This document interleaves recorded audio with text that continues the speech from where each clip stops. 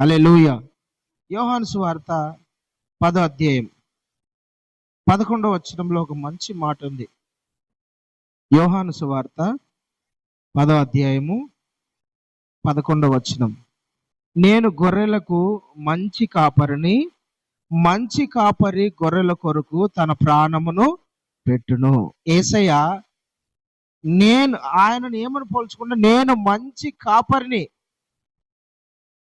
నా దేవుని ప్రజలను, భూమి మీద ఉన్న ప్రజలను యేసయ్య ఏమని పోలుస్తానంటే, నేను మంచి కాపరిని, భూమి మీద ఉన్న ప్రజలందరూ గొర్రె లాంటి వాళ్ళు, వాళ్లకు నేను కాపరిని.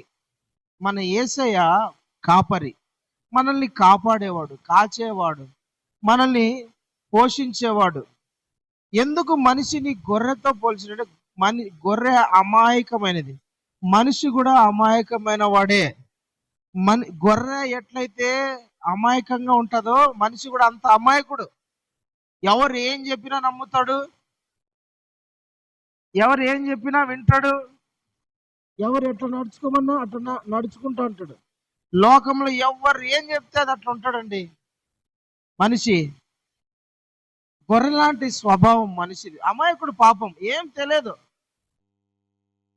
దేవుని దృష్టిలో మనుషులు ఎట్లుంటే గొర్రె లాంటి వాళ్ళుగా ఉన్నారు, అంటే ఏం తెలియదు, పాపం, అమాయకులు అనేటట్టుగా కనపడుతున్నారు. మన యేసయ్య మనకు మంచి కాపరి. హల్లెలూయా.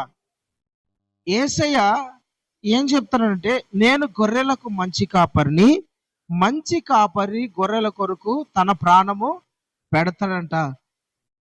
కాపరి ఉన్నాడు, ఒక గొర్రెలు కాచే వ్యక్తి. ఆ కాపరి గొర్రెలు నడిపించుకుంటా పోతుంటాడు. ఏదైనా ఒక గొర్రె గుంతలో పడింది అనుకోండి, ఈ కాపరి ఆ గుంతలోకి దిగి ఆ గొర్రెని కాపాడుతాడు. కంపలేకపోయింది అనుకోండి, ముళ్ళ పొద లేకపోయింది అనుకోండి, చెట్ల మధ్య లేకపోయింది అనుకోండి, ఆ కాపరి ఏం చేస్తాడంటే,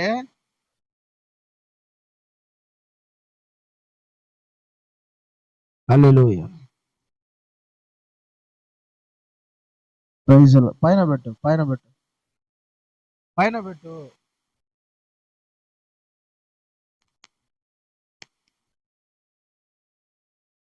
హల్లెలూయా. గొర్రెల కాపరి గొర్రెలను కాచేటప్పుడు ఆ గొర్రె గుంతలో పడింది అనుకోండి, ఈ కాపరి ఆ గుంతలోకి దిగి ఆయన ఇబ్బందులను చూసుకోడు, కష్టాలను చూసుకోడు. ముందేం చేస్తాడంటే, ఆయన గుంతలోకి దిగి ఆ గొర్రెని పైకి తీసుకురావడానికి చూస్తాడు. ఆ గొర్రె ముళ్ళ పొదలు లేకో చెట్లలో ఇరకపోయింది అనుకోండి, ఈ కాపరి ఏం ఆలోచించుకోకుండా ముందుకు పోయి ఆ గొర్రెని కాపాడుతాడు. తన ప్రాణాన్ని చూసుకోడు, ఏం చూసుకోడు, ఆ గొర్రెని కాపాడాలా అనే ఉద్దేశమే ఉంటది ఆ కాపరికి. మన యేసయ్య మనుషులను కాపాడడానికి మన మంచి కాపరి, మన దేవుడు తన ప్రాణాన్ని పెట్టాడు. దేవుడు ఎందుకు ప్రాణాన్ని పెట్టాలా అన్న క్వశ్చన్ చాలా మందికి ఉంటది. దేవుడు మనుషుల కోసం ప్రాణం పెట్టడం ఏంటి? ప్రాణం పెట్టకోకుండా మనుషులను రక్షించవచ్చు కదా, ప్రాణం పెట్టకోకుండా మనుషులను కాపాడొచ్చు కదా, ఎందుకు దేవుడై ఉండి ఆయన మరణించాల్సిన అవసరం ఉంది? ఎందుకు దేవుడై ఉండి ఆయన సిలువలో అంత ఘోరంగా గాయపడాల్సిన అవసరం ఏముంది? మరణ వేదన అనుభవించాల్సిన అవసరం ఏముంది అని చాలా మంది అనుకుంటా ఉంటారు. దేవుడైతే ఒక మాటలోనే మనుషులను రక్షించవచ్చు కదా, దేవుడైతే మనుషులని ప్రాణం పెట్టుకోకుండా ఒక మాటతో వాళ్ళను విడిపించవచ్చు కదా, ఎందుకని దేవుడై ఉండి ఆయన ప్రాణం పెట్టాలా? ఏం అవసరం ఉంది? ఆయనకు అధికారం ఉంది కదా. పాపములను తీసేయాలంటే దేవుడు మాట చెప్తే చాలు. మాటతో సృష్టి చేసినాడు, మాటతో భూమి ఆకాశాలను చేసినాడు, మాటతో సమస్తాన్ని, భూమి మీద మనకు కంటికి కనపడే ప్రతి దాన్ని దేవుడు మాటతో చేసినప్పుడు ఎందుకు ఆయన మనిషిలోని పాపాన్ని కూడా మాటతో తీసేయచ్చు కదా? ఎందుకని ఆయన ప్రాణం పెట్టాలా? ఎందుకని ప్రాణం పెట్టాల్సిన అవసరం ఏమొచ్చింది అనే చాలా మందికి డౌట్ ఉంటది, సందేహం ఉంటది. అయితే మనం ఇక్కడ అర్థం చేసుకోవాల్సింది ఏంటంటే, మనము ప్రాణము దేని కొరకు పెడతాడు? ప్రేమకు నిదర్శనంగా పెడతాడు. భూమి మీద భూమి మీదనే కాదు, ఎక్కడైనా పరలోకంలో అయినా ఎక్కడైనా సరే ప్రాణానికన్నా విలువైనది ఏదైనా ఉన్నదా? ఒక మనిషి ప్రాణానికి విలువైనది మనిషి ప్రాణముతో ఈక్వల్ గా విలువైనది ఏదైనా ఉన్నదా? సాటి మనిషి ప్రాణానికి ఏదైనా ఇవ్వగలమా? ప్రాణానికి బదులు ఏది ఇవ్వలేం. ఎందుకంటే ప్రాణంకున్న విలువ అంతది. నీ ప్రాణం తీసుకుంటా, ఒక 10 కోట్లు ఇస్తా అంటే ఎవరైనా యాక్సెప్ట్ చేస్తారా? ప్రాణం పోయింది ఒక వ్యక్తికి, ఒకరి కారణంగా ప్రాణం పోయింది, 100 కోట్లు ఇస్తానంటే ఆ ప్రాణం తిరిగి వస్తుందా? రాదు. చాలా మంది ప్రాణం ఉన్నంత వరకు, చూడండి, తల్లిదండ్రులను ప్రాణం ఉన్నంత వరకు ప్రేమించరు, కానీ ప్రాణం పోయినాక కొంతమంది ఎక్కడ లేని ప్రేమ పుట్టుకొని వస్తుంది కొందరికి. సమాధుల దగ్గర, లేదంటే చనిపోయిన శవం మధ్య ప్రాణం పుట్టుకొని వస్తుంది. అంతవరకు వాడు ప్రేమించుతాడా? ఆమె ప్రేమిస్తుందా? ప్రేమించదు. అంతవరకు ప్రేమ ఉండదు. ఎప్పుడు ఉంటుంది తెలిసిన ప్రేమ?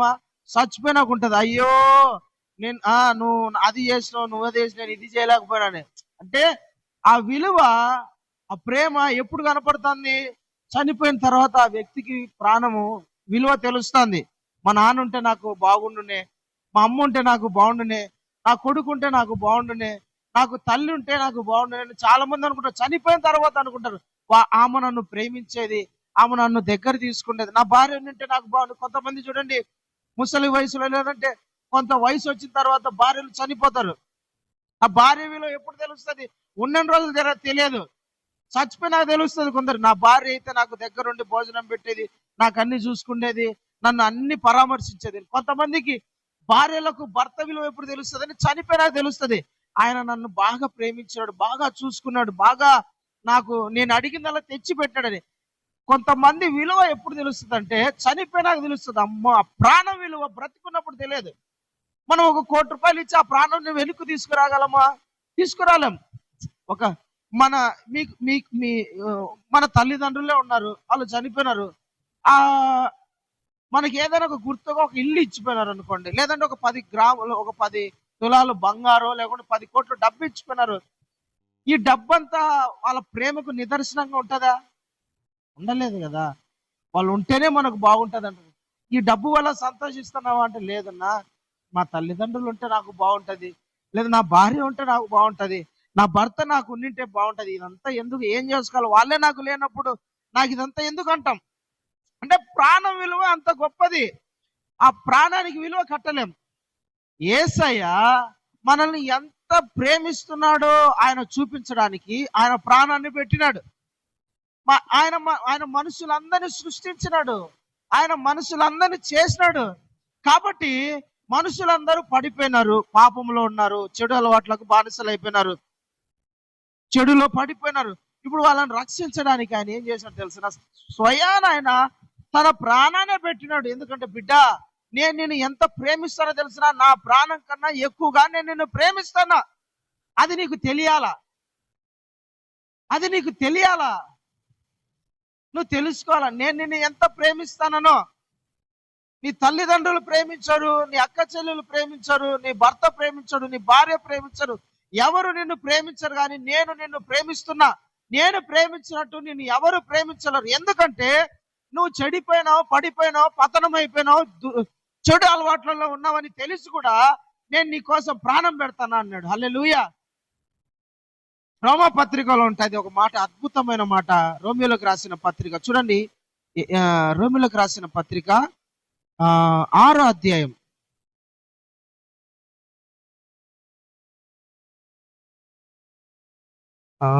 5వ అధ్యాయం అనుకుంటా. రోమియోలకు రాసిన పత్రిక 5వ అధ్యాయము 6 నుంచి చదువుదాం. 5వ అధ్యాయం 6 నుంచి ఒకసారి. రోమియోలకు రాసిన పత్రిక 5వ అధ్యాయము 6 నుంచి నేను చదువుతున్నాను, గమనించండి. ఏలయనగా మనం ఇంకా బలహీనులమై ఉండగా, చూడండి అందరూ తీయండి, రోమియోలకు రాసిన పత్రిక 5వ అధ్యాయము 6వ వచనం నుంచి నేను చదువుతున్నాను, బాగా గమనించండి.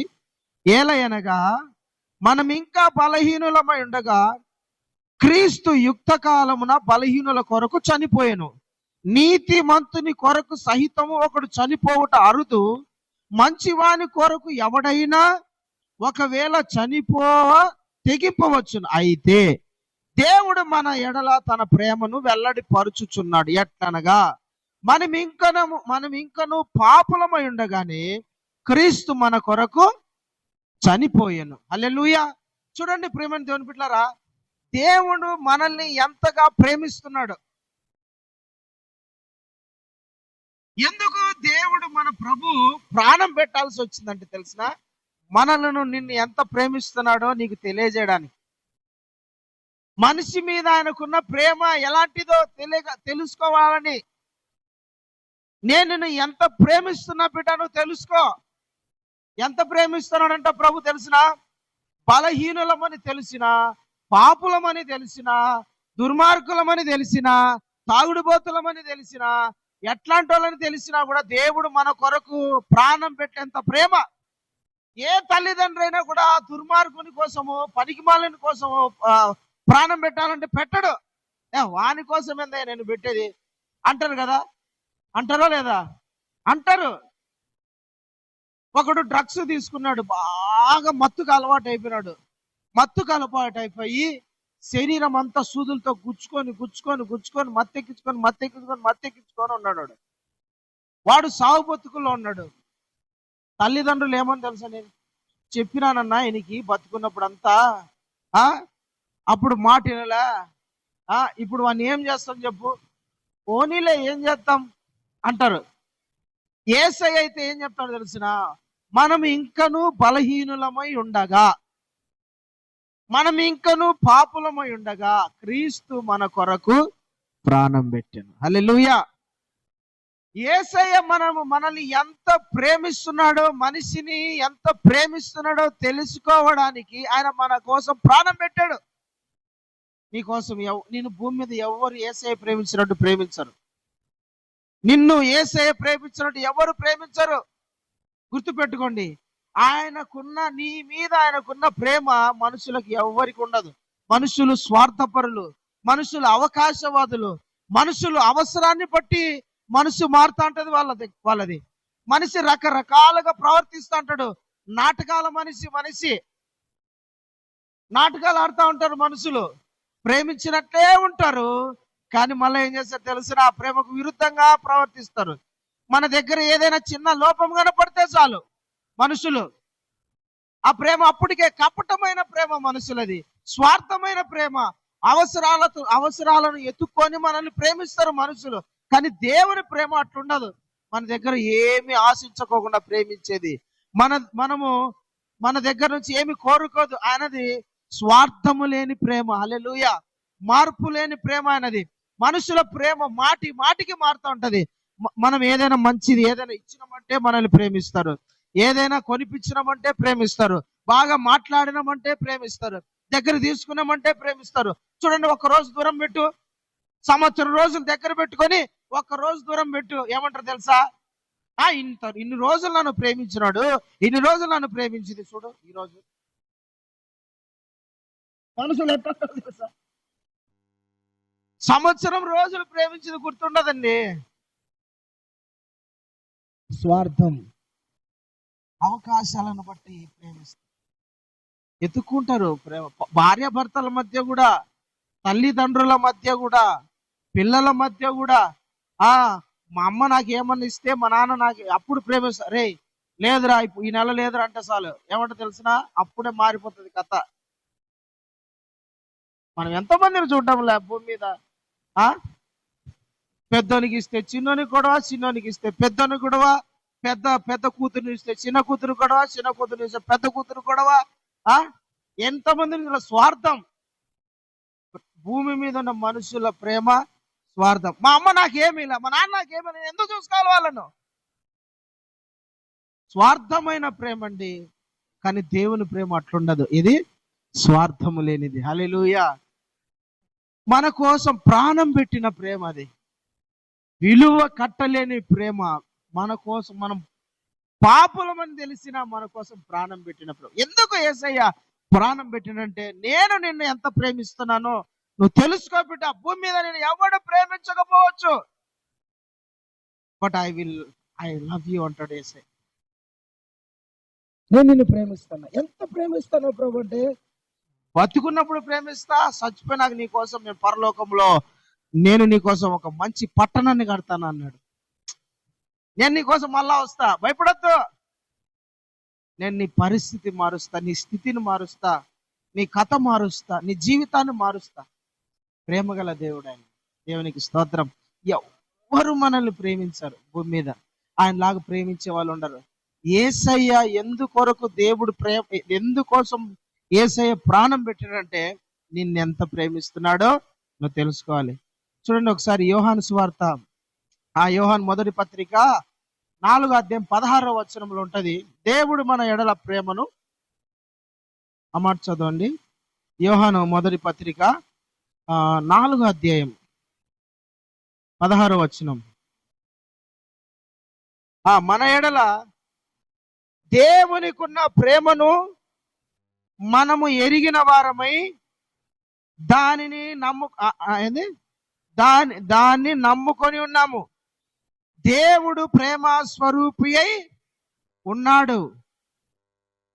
ప్రేమ యందు నిలిచి ఉండువాడు దేవుని యందు నిలిచి ఉన్నాడు, దేవుడు వాని యందు నిలిచి ఉన్నాడు. హల్లెలూయా. చూడండి, దేవుడు మన ఎడల దేవునికున్న ప్రేమ మనం ఎరుగుదుము. ఎంత ప్రేమ! మీరు ఎరుగుదురా దేవుని ప్రేమ?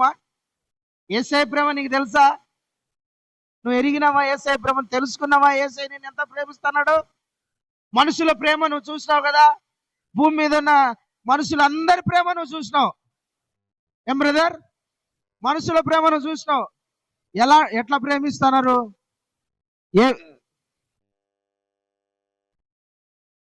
మనుషులు ఏ విధంగా ప్రేమిస్తున్నారు, ఎట్లా ప్రేమిస్తారు? అందరి ప్రేమ మనం చూసినాం భూమి మీద.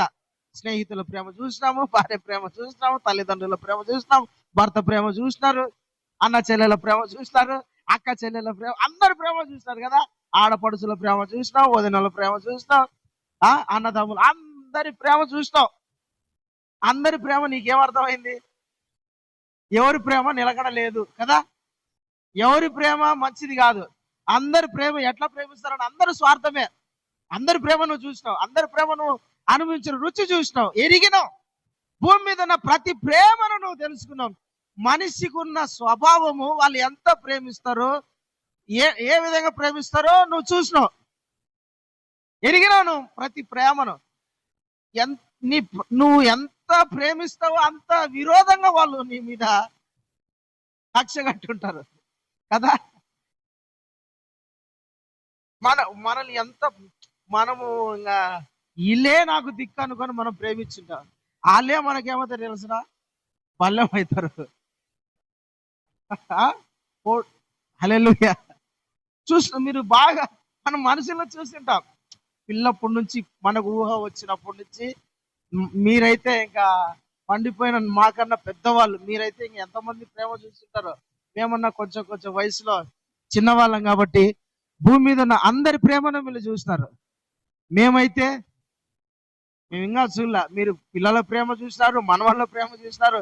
వాడు చాక్లెట్ ఇస్తేనే ప్రేమ అంటాడు, లేదంటే మా జేజి కాదంటాడు, మా అమ్మ కాదంటాడు, మా అప్ప కాదంటాడు, మా బాబాయ్ కాదు ఈడు అంటాడు, మా పిన్ని కాదు, మా పెద్దమ్మ కాదంటాడు కదా. వాళ్ళు కొనిపించకపోయినా చూడండి, అందరి ప్రేమను చూస్తుంటారు మీరు. అందరి ప్రేమ ఎరుగుదురు కూడా. మీరు అందరి ప్రేమను మీరు కళ్ళారా చూసినారు, అనుభవించారు. ఎవరి ప్రేమ ఎట్లాంటిదో. బట్ నేను చెప్పేది ఏంటంటే, మీరు దేవుని ప్రేమను ఎరుగుదురా? యేసయ్య ప్రేమ మీకు తెలుసా? యేసయ్య ప్రేమను మీరు అనుభవించారా? యేసయ్య ప్రేమను మీరు రుచి చూచారా? ఇక్కడ అదే అంటాడు, మన ఎడల దేవునికి ఉన్న ప్రేమను మీరు ఎరుగుదురు కదా. మీరు ఎరిగారా? దేవుడు మనల్ని ఎంత ప్రేమిస్తున్నాడో మీరు ఎరిగారా? మనం తెలుసుకోవాల్సినది. నా దేవుడు నా కాపరి, మంచి కాపరి. యేసయ్య మంచి కాపరి. నాకు ఎంత మంచి కాపరి అంటే, నా కోసము ప్రాణం పెట్టేంత పిచ్చి ప్రేమతో నాకు మంచి కాపరైన భూమి మీద ఎవడు నన్ను అంత ప్రేమించాడు. Praise the lord. హల్లెలూయా. యేసయ్య ప్రేమించినట్టు ఎవడు మనల్ని ప్రేమించాడు. మీరు ఎరుగుదురా? అందుకనే నేను చెప్పింది ఏంటంటే, యేసయ్య ప్రేమను మీరు రుచి చూడాలి, అనుభవించాలా. ఎట్లా అనుభవించాలన్నా అని మీరు అనవచ్చు. విశ్వాసంతో, ప్రార్థనతో, వాక్యం చదువుతున్నప్పుడు ఆయన ప్రేమ నీకు అర్థమవుతుంది. ప్రార్థనలో కూర్చున్నప్పుడు ఆయన ప్రేమ నీకు అర్థమవుతా ఉంటది. నిన్ను నడిపించే విధానాన్ని బట్టి నువ్వు నడుస్తున్నప్పుడు, జీవిస్తున్నప్పుడు నీకు ఆయన మీద నీ మీద ఆయనకున్న ప్రేమ నీకు అర్థమవుతుంది. వాక్యం చదువుతున్నప్పుడు ఆయన ప్రేమ నీకు అర్థమవుతుంది. నువ్వు బాగా ప్రార్థన చేస్తున్నప్పుడు ఆయన ప్రేమ నీకు అర్థమవుతుంది. నువ్వు పాటలు పాడుతూ ఉన్నప్పుడు, భక్తులు రాసిన పాటలు దేవుని గురించి వాళ్ళ ప్రేమను అనుభవించి వింటా ఉన్నప్పుడు ఆ ప్రేమ నీకు అర్థమవుతుంది. అయితే ఆయన ప్రేమ రుచి నువ్వు ఎరిగినప్పుడు ఆ ప్రేమలో నువ్వు ఏంటంట నడుస్తూ ఉంటావు, పరిగెత్తుతూ ఉంటావు. ఆ ప్రేమను నువ్వు అనుభవించినప్పుడు ఇంకా భూమి మీద ఎవరి ప్రేమ స్వార్థపూరితమైన ప్రేమ అని నీకు అర్థమైంది. హల్లెలూయా. దేవుడే ప్రేమ. దేవుని బిడ్డారా, యేసయ్య ఎందుకు మన కోసం ప్రాణం పెట్టాడంటే నిన్ను, నన్ను, ఇక్కడున్నాం మీ అందరిని ఎంత ప్రేమిస్తున్నాడో తెలియదు. నన్ను ప్రేమించినట్టు కాబట్టి, నా దేవుడు నన్ను ప్రేమించినట్టు కాబట్టి పాపములో ఉన్న నన్ను అక్కడ నుంచి విడిపించి నన్ను ఈరోజు ఈ స్థాయిలో నిలబెట్టాడంటే అది దేవుని ప్రేమ మాత్రమే. మనిషి ప్రేమ ఎవడు మార్చలేడు. డబ్బుకు మనిషి లొంగడు, మాటకు మనిషి లొంగడు, ధనానికి మనిషి లొంగడు, లేదంటే లోకానికి మనిషి మారతాడా? ఏ వ్యక్తి అయినా మారింది చూస్తారా మీరు? ఒక తాగుడుపోతాన్ని మార్చగలమా మనము? ఒక దొంగను మార్చగలమా? ఒక హంతకుని మార్చగలమా? ఒక తిరుగుబోతుని మార్చగలమా? ఎవరిని మార్చగలం మనము? ప్రేమ మార్చగలదు. హల్లెలూయా. ప్రేమ ఎలాంటి వ్యక్తినైనా సరే మార్చేయగలదు. ప్రేమకున్న శక్తి అట్లాంటిది. మన యేసయ్య ప్రేమ గలవాడు కాబట్టి, మన కోసం ప్రాణం పెట్టినాడు కాబట్టి, ఆ ప్రేమను నేను రుచి చూచినా ఎరిగినా కాబట్టి ఆ ప్రేమకు తట్టుకోలేక నాకు ఈ పాపపు బతుకు వద్దురా నాయనా అని పక్కన పడేసి, యేసయ్య నువ్వు ఎట్ట చెప్తావు, ఎట్ట చెప్పు, ఏం చేయాలో చెప్పు, ఎట్ట నడచాలో చెప్పని యేసయ్య అడుగుజాడలో నడుస్తా ఉన్నా.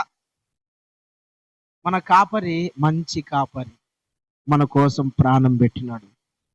ఆయనలాగా నేను ప్రేమించే వాళ్ళు ఎవరు లేరు. మనుషుల మీద మనసు పెట్టుకున్నావంటే, ప్రేమించినావంటే వాళ్ళు నిన్ను గాయపరుస్తానే ఉంటారు. నిన్ను మాటికి గుచ్చుతానే ఉంటారు. ఎప్పుడోసారి నువ్వు వాళ్ళ ద్వారా బాధపడతావు, ఏడుస్తావు, దుఃఖపడతావు. ఎందుకు నాకు ఈ బతుకు అనిపిస్తుంది? మనుషులను ప్రేమిస్తావు ఎందుకు? నాకు ఈ జీవితం వీళ్ళ కోసం నేను కష్టపడింది, వీళ్ళ కోసమను నేను ప్రయాసపడింది, వీళ్ళ కోసమ నేను ఇంత త్యాగం చేసింది, వీళ్ళ కోసమ నేను అనిపిస్తుంది. అదే నువ్వు దేవుని ప్రేమిస్తే మనుషులు ఇంతే అని నీకు అనిపిస్తుంది. నీ మీద నీకు ఎప్పుడు అసహ్యం పుట్టదు. దేవుని ప్రేమిస్తే, మనిషిని ప్రేమిస్తే నీ మీద నీకు అసహ్యం పుడుతుంది. దేవుని ప్రేమిస్తే, యేసయ్యని ప్రేమిస్తే నీ మీద నీకు అసహ్యం పుట్టదు. ఎందుకంటే మనిషి స్వభావం ఇంతే. నా దేవుని స్వభావం ప్రేమించే స్వభావం. నా దేవుని ప్రేమ షరతు లేనిది, లేదంటే స్వార్థం లేనిది. మనుషుల ప్రేమ ఇంతే, నీకు అర్థమవుతుంది. అందుకని ప్రేమను దేవుని పిల్ల నేను అనేది అంటే, దేవుని ప్రేమను నువ్వు రుచి చూడాలా, ఎరగాల, తెలుసుకోవాలా. యేసయ్య మనల్ని ఎంత ప్రేమించినాడో. నువ్వు కల్వరి శిలువ ధ్యానం చేస్తా ఉంటే, కల్వరి శిలువను నువ్వు కళ్ళు మూసుకొని, నా ప్రభు నా కోసం ఏ విధంగా మరణించినాడో నువ్వు ఆ కల్వరి శిలువ ప్రార్థన చేసి మోకరించి, మధ్యాహ్నం కానీ రాత్రి కానీ నీకు సమయం దొరికినప్పుడు మోకరించి మనసంతా కాలి నిమ్మలం చేసుకొని శిలువను ఒక్కసారి ధ్యానం చేయి, కళ్ళు మూసుకొని. నా ప్రభు నా కోసం ఏ విధంగా చనిపోయినాడు. ఆ రాత్రి, ఆ ఉదయం నువ్వు ప్రార్థనలకు వచ్చినప్పుడు పరిశుద్ధ ఆత్మదేవుడు నీతో మాట్లాడతాడు. ఆ ప్రేమ నీలోకి వస్తుంది. ఆ ప్రేమను నువ్వు అనుభవిస్తావు. ఆ ప్రేమను రుచి చూసినప్పుడు నీ పరిస్థితి అంతా మారిపోతుంది. నీ దుఃఖం పోతుంది, నీ వేదన పోతుంది, నీకున్న బాధలన్నీ పోతాయి. నువ్వు అసలు దేని గురించి బాధపడవు. హల్లెలూయా, దేవునికి స్తోత్రం. అందుకనే ఈరోజు రాత్రి నువ్వు ధ్యానం చేయి, శిలువ ధ్యానం చేయి. వాక్యం వినడం కాదు, కానీ ఈ రాత్రి నువ్వు ఇంటికి వెళ్ళి మోకరించి, ఎవరు లేని ఒక చోట కూర్చొని కళ్ళు మూసుకొని ఏం మాట్లాడుకోకుండా శిలువ ధ్యానం చేయి. శిలువ నాకు కనపడాలి, శిలువలో నువ్వు ఏ విధంగా మరణించావు, నీ ప్రేమ నేను అనుభవించాలి ప్రభు అని ఈ రాత్రి నువ్వు కూర్చొని అడుగు, నీ ప్రేమ నాకు కావాలయ్యా, మనుషుల ప్రేమ నాకు వద్దు, నీ ప్రేమను నేను అనుభవించాలా, రుచి చూడాలా అని దేవుని సన్నిధిలో ప్రార్థన చేయి. ఖచ్చితంగా ఈ రాత్రి నా ప్రభు నీకు దర్శనం ఇస్తాడు. మనుషుల ద్వారా గాయపడిన నీ గాయాలన్నిటినీ ఈ రాత్రి దేవుడు తీసేయను గాక. నువ్వు ప్రార్థనలో కూర్చున్నప్పుడు మనుషుల ద్వారా నువ్వు పోగొట్టుకుని నష్టపోయినవన్నీ దేవుడు తన ప్రేమలో అన్నిటిని మళ్ళా సమకూర్చును గాక. ఆయన ప్రేమను అనుభవించు, ఆయన ప్రేమ రుచి చూడు, ఆయన దర్శనం పొందుకో. దేవుని ప్రేమలో బలముగా నాటబడి నడువు. పరిశుద్ధాత్మ దేవుని ప్రేమలో స్థిరపరచబడు. నీకున్న బాధ, దుఃఖము, నిట్టూర్పు అన్నిటినూ ఆయన నిన్ను విడిపిస్తాడు. దేవుడు అట్టి కృప మీకు దయచేయను గాక. దేవుని ప్రేమ మీ అందరిలో స్థిరముగా నిలకడగా ఉందును గాక.